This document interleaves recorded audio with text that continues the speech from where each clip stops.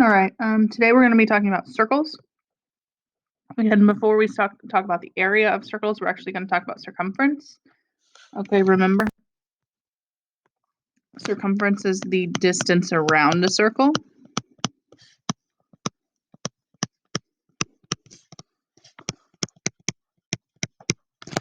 Okay.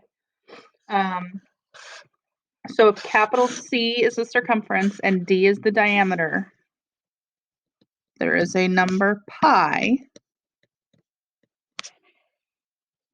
such that the circumference is just pi times the diameter.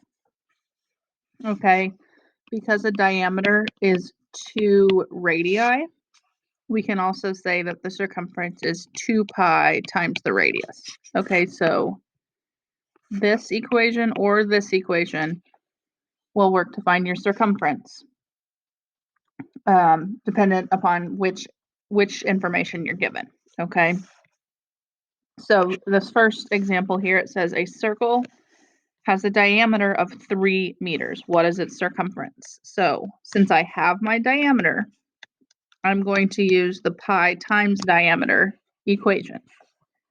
Okay, pi times 3, our answer is just going to be 3 pi meters.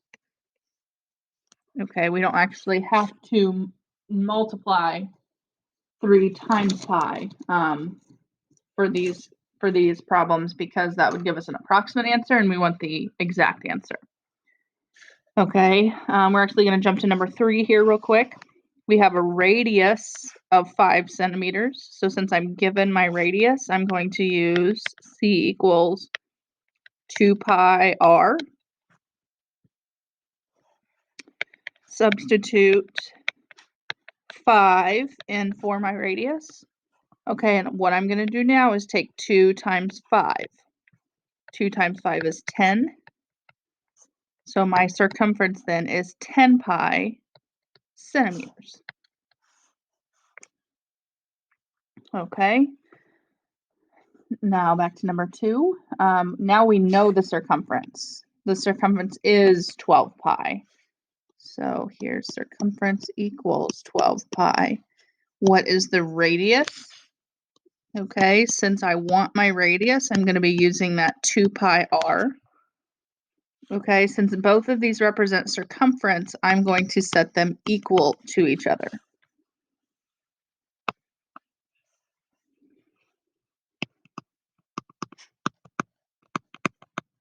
Okay, I can divide both sides by pi. That eliminates that weird Greek letter. Okay, I've got 2r equals 12, and to get that r by itself, I'm going to divide by both sides by 2. So now I know that my radius is 6 units. Okay, tomorrow in class we will talk about arc length. Okay, and now we will get on to area. Okay, so area, rather than having 2 equations, we just have 1 equation, and it's pi r squared, where r is the radius. Okay, that's important. So we've got to pay attention to what information our picture has then. All right, first example, our radius is 3. Okay, remember our radius goes from the center to any point on the circle, so it's like halfway across the circle. Okay, so since area is pi times our radius squared, 3 is going to replace the variable. Okay, we need to just square the 3. 3 squared is 9, and then we leave pi in our answer. Okay, circumference, we just had regular units because we were measuring 1 dimension, just a distance. Okay, area, we are measuring 2 dimensions. That's why our units are squared. Okay, number 2, 7 is our radius. So area is pi times that radius squared. 7 squared is 49, and we leave pi on our answer. And then our units are feet squared. Okay. Example number 3, this 10 centimeters represents the diameter. Okay, so if our diameter is 10 centimeters, to find that radius, we need to cut it in half. So our radius for this one is 5 centimeters. And then we can substitute 5 into our equation. Okay, 5 squared is 25. And our units are going to be square centimeters. Okay. Number 4, now we start with the area. We know our area is 64 pi. And then we are looking for first the radius. Okay, so we're going to set our equation for area, pi r squared, equal to the area that we were given.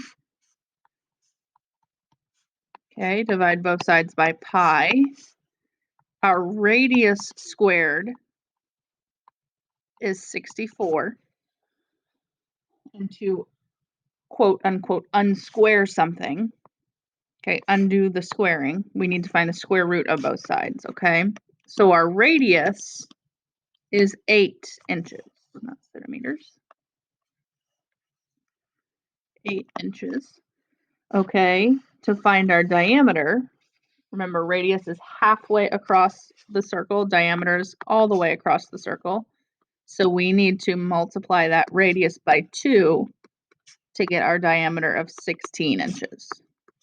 Okay, so this one kind of had 2 answers. Okay, we will also talk about sectors tomorrow in class. So now you can go